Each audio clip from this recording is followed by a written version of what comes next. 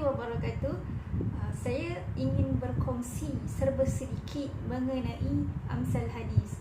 Jadi tajuk yang saya pilih ialah perumpamaan dunia. Hadis perumpamaan dunia. Haddatsana Qutaibah bin Sa'id haddatsana Abdul Aziz yakni Ad-Darawardi anil Ala an Abi Hurairah qala Rasulullah sallallahu alaihi wasallam ad-dunya sijnul mu'min wa jannatul kafir. Maksudnya dalam menceritakan kepada kami Qutaibah bin Sa'id, dalam menceritakan kepada kami Abdul Aziz Ad-Darawardi dari Al-A'la dari ayahnya dari Abu Hurairah katanya Rasulullah sallallahu alaihi wasallam bersabda, dunia adalah penjara bagi orang mukmin dan syurga bagi orang kafir. Hadis Sahih Muslim kitab Az-Zuhud wa Ar-Riqaq nombor 2956. Ada 3 golongan manusia di dunia. Golongan yang pertama iaitu orang yang zalim terhadap diri sendiri. Inilah golongan yang terbanyak. Mereka terbuai dalam gemerlapnya dunia dan menggapai kemewahan dengan menghalalkan pelbagai cara, kerana dunia ini adalah tujuan utama dalam hidupnya. Mereka adalah orang-orang yang senang bergurau, bermain-main, mencintai perhiasan dunia dan bermegah-megahan. Mereka tidak tahu hakikat tujuan hidup. Mereka tidak sedar bahawa dunia adalah fana dan merupakan tempat persinggahan sementara sahaja, sehingga harus menyiapkan bekal sebanyak-banyaknya untuk kehidupan yang kekal kelak.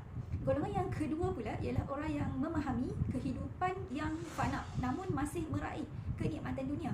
Walaupun perbuatan itu tidak dilarang, namun itu akan mengurangkan darjatnya di sisi Allah. Dan golongan yang ketiga, orang yang berlumba menuju kebaikan, iaitu orang yang faham hakikat kehidupan dunia. Mereka yakin bahawa dunia ini ialah tempat Allah menguji siapa hamba-Nya yang paling baik dalam beramal dan beribadah. Dalil Al-Quran yang berkaitan saya ambil daripada surah Muhammad ayat 36 yang bermaksud, ingatlah bahawa kehidupan dunia yang tidak berdasarkan iman dan takwa hanyalah ibarat permainan dan hiburan. Dan jika kamu beriman serta bertakwa, Allah akan memberikan kamu pahala amal kamu, dan ia tidak meminta kamu harta benda kamu, melainkan untuk memberikan kamu barang yang lebih baik daripadanya. Said Qutb menyebutkan dalam karyanya Tafsir fi Zilal Quran bahawa hidup dunia ini hanya permainan dan hiburan, iaitu apabila tidak ada di sebaliknya tujuan yang lebih mulia dan lebih kekal.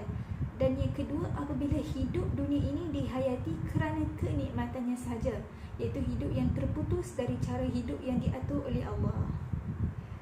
Isu semasa yang berkaitan sejak kerajaan melaksanakan perintah kawalan pergerakan pada 18 Mac yang lalu, kebanyakan rakyat Malaysia dikehendaki bekerja dari rumah. Namun, siapa sangka Malaysia menduduki tangga yang pertama di Asia yang menyumbang kepada trafik Pornhub. Statistik bagi negara-negara yang paling banyak mencari kata kunci ini menunjukkan bahawa Malaysia berada di kedudukan nombor 4 di seluruh dunia dengan populariti carian sebanyak 84%.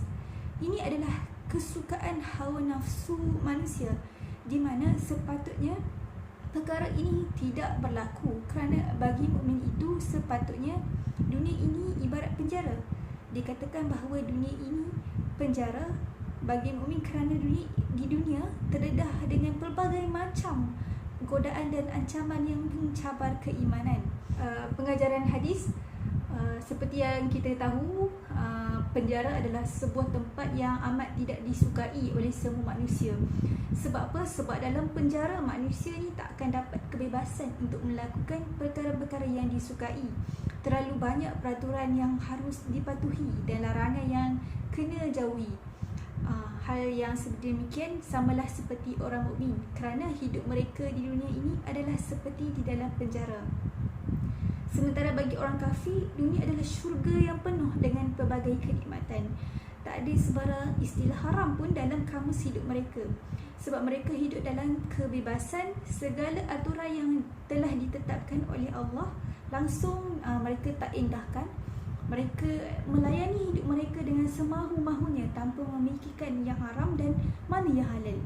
Oleh yang sedemikian, hadis ini menjelaskan tentang keadaan setiap mukmin yang terpenjara di dunia ini kerana mereka mengawal hawa nafsu mereka daripada melakukan perkara-perkara yang dilarang. Bahkan mereka diwajibkan untuk mentaati segala perintah Allah yang merupakan perkara yang berat bagi mereka. Walau bagaimanapun, apabila mereka sudah meninggal, mereka akan mendapat ketenangan hati serta memperoleh balasan yang baik oleh Allah Ta'ala di akhirat kelak. Semoga kita mendapat sedikit manfaat daripada hadis ini. Wallahu a'lam. Sekian, terima kasih.